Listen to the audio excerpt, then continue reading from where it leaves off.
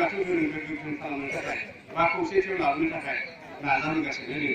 आरो आं मोनसे फोथायनाय जोंनि जिखिनि बर' हारिनि मानसिफोर दङ जायफ्रा हारिनि फारसे मोजां सेन्टिमेन्ट दङ बेबायदि मानसिया माब्लाबाबो गावनि धोरोमखौ गारनानै ओरैनो थांनो हाया।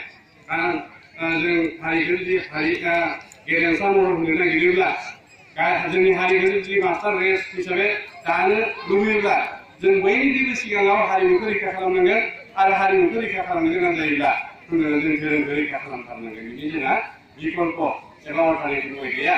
आरो बेनि थाखायनो नोंथांमोनखौबो गासैखौबो आं नैबे टेक्स सिंनिफ्राय नैबे फिल्म सिंनिफ्राय नोंथांमोन गासैखौबो खावलायदों नोंथांमोना नैबे जोंनि नैबे बाथौ धोरोमखौ अनसायनानै आफा इसोर बोराइ बाथौखौ सिबिनायनि गेजेरजों गोगो गोथारै आसार खान्थि फालिनायनि गेजेरजों नोंथांमोनाबो जोंनि धोरोमखौ रैखा खालामनायनि लोगोसे नोंथांमोना गासैबो नैबे जोंनि हारिखौ गेरेमसा महर होनायाव मदद होगोन।